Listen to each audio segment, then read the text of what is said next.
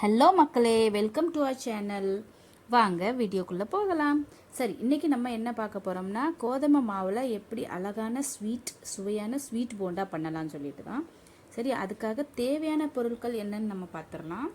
தேவையான பொருள் வந்து கோதுமை மாவு எடுக்கலாம். நல்லா கொஞ்சமாக உங்களுக்கு எவ்வளோ தேவையோ அவ்வளோ எடுத்துக்கிடுங்க. அது கூட கொஞ்சம் குறையாவே உப்பு சேர்த்துக்கிடலாம். ரொம்ப உப்பு சேர்க்காண்டா, நம்ம இனிப்பு பொருள் சேர்க்கனால அதில் இனிப்பு பண்ணுறனால கொஞ்சம் குறையாவே உப்பு பார்த்து போட்டுக்கிடலாம். அப்புறம் ஆப்ப சோடா கொஞ்சமாக போட்டுக்கிடுங்க. அதுக்கு பிறகு கொஞ்சம் சீனி போடுங்க. சீனி உங்களுக்கு தேவையான அளவு போடுங்க. நான் கொஞ்சம் குறையாவே தான் போட்டேன், ஏன்னா நான் வந்து பழம் சேர்க்க போகிறேன். அதனால் கண்டிப்பாக இதில் வந்து பழம் இருக்கனால நம்மளுக்கு வந்து ரொம்ப சீனி தேவைப்படாது. இருந்தாலும் உங்களுக்கு தேவையான அளவு நீங்கள் போட்டுக்கிடலாம். அப்புறம் நான் இதில் 2 பழம் எடுத்திருக்கேன். நல்ல பழமும் கோதுமை மாவும் நல்லா மிக்ஸ் பண்ணிக்கிடுங்க. இது வந்து ரொம்ப குழந்தைகளுமே ரொம்ப விரும்பி சாப்பிடுவாங்க. ஏன்னா வந்து இதில் வந்து நம்ம இனிப்பு சேர்க்குறோமா, அப்புறம் பழம் சேர்க்குறோமா, அது வந்து ரொம்ப காம்பினேஷன் ரொம்ப சூப்பராக இருக்கும். கண்டிப்பாக நீங்கள் பண்ணி சாப்பிடுங்க. இது வந்து நம்ம மைதா மாவில் செய்யலாம். மைதா மாவில் செஞ்சால் அவ்வளோ ஹெல்தி கிடையாது. அதனால் இது வந்து நான் கோதுமை மாவில் செஞ்சேன். கண்டிப்பாக நீங்களும் செஞ்சு சாப்பிடுங்க. கோதுமை மாவில் வந்து நம்ம வந்து குழந்தைகளுக்கும் நம்ம கொடுக்கலாம். ரொம்பவே ஹெல்த்தியான பொருள் தாங்க நான் உங்களுக்கு காமிக்கிறது. இப்போது இதில் கொஞ்சமாக ஏலக்காய் பவுடரும் நீங்கள் போட்டுக்கிடலாம். கொஞ்சம் மணமாக இருக்கும், அதனால் நான் ஏலக்காய் பவுடர் போட்டேன். வேறு ஒன்றுமே இல்லைங்க, ரொம்ப சிம்பிள், ரொம்ப சிம்பிள்.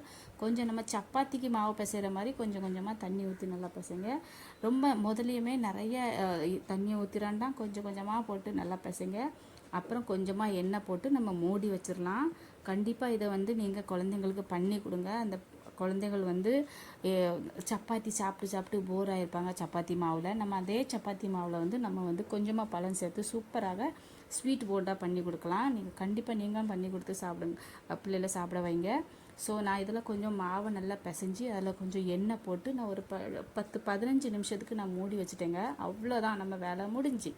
அப்புறம் நம்ம எண்ணெயில் கொஞ்சம் கொஞ்சமாக போட்டு எடுத்துடலாம். சூப்பராக இங்கே பாருங்கள், நான் எவ்வளோ சூப்பராக போட்டு எடுத்தேன்ட்டு. திங்கிறதுக்கு அவ்வளோ சூப்பராக இருந்துச்சு. அதனால் உங்கள் குழந்தைகளுக்கும் பிடிக்கும், உங்களுக்குமே பிடிக்கும். ஹெல்த்தியான பொருள் தாங்க இது. வந்து நம்மளுக்கு ஒன்றுமே இதில் வந்து அன்ஹெல்தி பொருளே இல்லை, எல்லாமே ஹெல்தி தான். பழமும் ஹெல்தி தான்.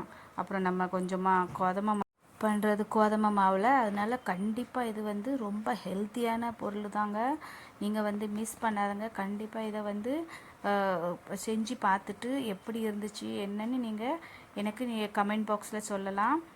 அதே மாதிரி குழந்தைகளுக்கும் பிடிச்சிருந்தா பிடிக்கலையா இல்லை சாப்பிட்டாங்களா என்னன்ட்டு நீங்கள் கண்டிப்பாக எனக்கு வந்து இதை செஞ்சு பார்த்துட்டு எனக்கு ப்ளீஸ் நீங்கள் கமெண்ட் பண்ணிடுங்க. இந்த வீடியோ உங்களுக்கு பிடிச்சிருந்தா லைக் பண்ணுங்கள், கமெண்ட் பண்ணுங்கள், ஷேர் பண்ணுங்கள். நெக்ஸ்ட் வீடியோவில் இன்னொரு சூப்பரான ரெசிபி பார்க்கலாம். ப்ளீஸ் கமெண்ட் பண்ணுங்கள், ஷேர் பண்ணுங்கள், லைக் பண்ணுங்கள் இந்த வீடியோ பிடிச்சிருந்தா.